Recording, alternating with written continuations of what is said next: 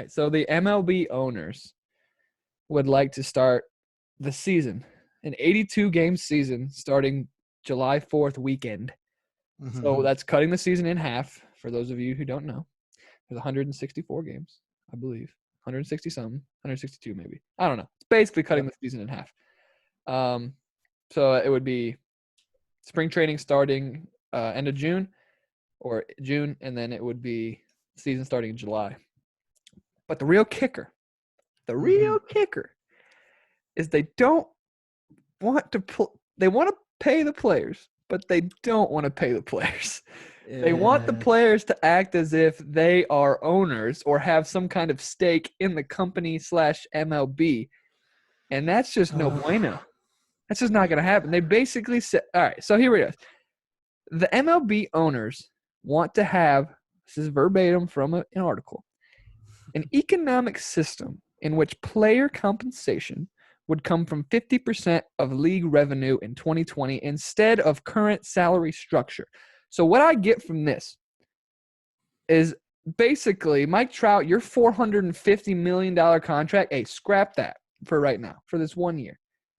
You're going to get a certain percentage of the team's revenue based on your salary. So if our team only makes X amount of dollars, like I'm sorry, the Angels are not making whatever he makes in a year. I don't think they're making that this year.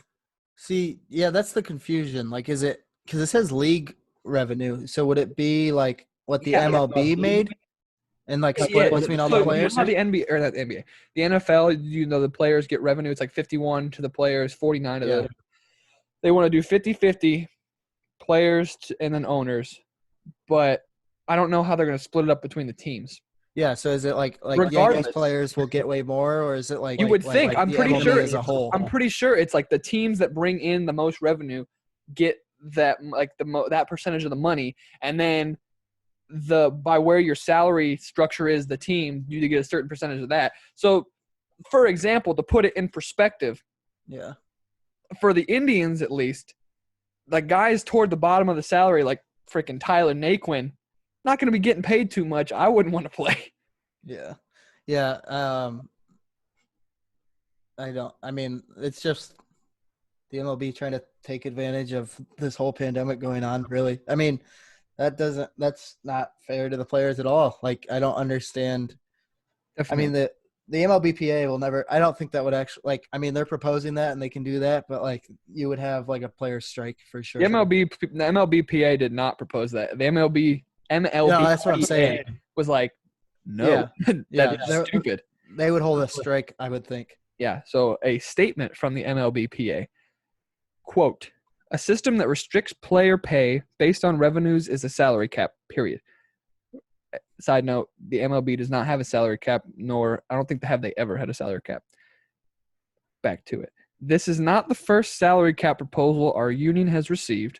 It probably won't be the last. That the league is trying to take advantage of a global health crisis to get what they've failed to achieve in the past and to anonymously negotiate through the media for the last several days suggests they know exactly how this will be received. So the owners are saying, we don't have the monies. We're not going to have the monies. We're not going to make any more monies because we can't have fans. It's like, oh, and the players are like, oh, don't care? And it's not like the players want all of their salary. They just are saying, give us the prorated salary, so basically half of our salary, and we'll be fine.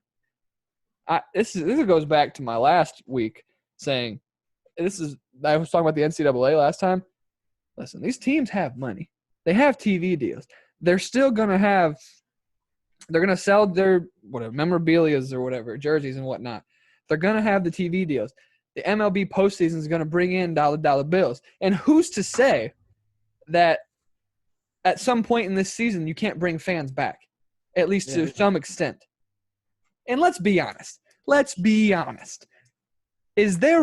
you really making that much money on a Tuesday day game in the middle of August when it's 100 degrees? You got Joe Schmo, your fourth pitcher pitching, and your team's on a 5-game losing streak, and you're under 50% occupancy of the tickets sold. You're not making that much money. Yeah. Selling that many nachos. Yeah. Plus, like, I think the NFL obviously is in the best state as far as like how they're going to be able to handle things just because of timeline and everything.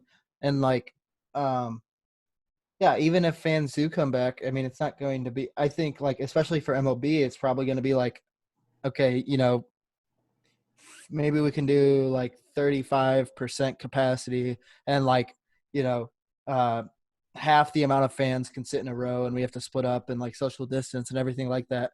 So Be probably a normal average for an average MLB team. right.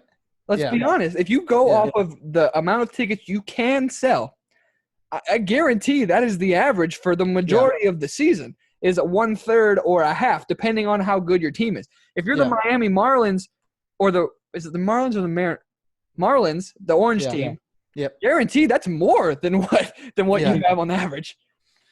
Yeah, for sure. So, yeah. I mean, yeah, they can propose this all they want. I just don't think the MLBPA would let this happen. No, it's not going to happen. So it's just them being greedy. It's either there's not going to be any baseball or they're going to pay the players. Yeah, I mean, like you could even like, I'm sure they would maybe agree. So what, 82? That's like cutting half the games out. Yeah. So like just divide out their contract on a per game basis, or like just half of what they were making for the year. That's still probably more than like this proposed system would give them. No, and that's what they're saying. So 82 isn't quite half because there's 162 games. Or it's more than half. It's like one. Yeah. But like the players aren't saying we want our full salary. They're saying they just want a prorated salary, which makes sense. You're like, hey, we're fair, all fun. Hey, we're all about the league here. We're all about we're company guys. Like we're not going to ask for more, but we're not going to take less. Yeah, Be sitting in my Gucci little mansion over here with my couple million I've saved up, unless of course you're some Joe Schmo that's playing in the minors. Yeah, you might want to play, but regardless, like I'm not. If I was, the backup catcher for the worst team in the league, I still should have a couple million saved up for if something like this happened. If you've been in the bigs for at least a year or two, you should have something saved. Yeah, unless you're maybe just financially stupid, which like me. All right, no,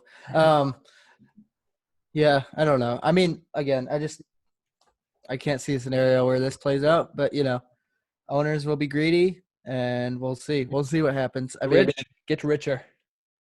What do you think is more likely? That was almost a dumb question. I was gonna say the MLB is definitely more likely to happen than the NBA, though, don't you think? 100%. Yeah. Yeah, just because it's so much easier to play baseball with like social, quote unquote, social distancing than it is to play the basketball.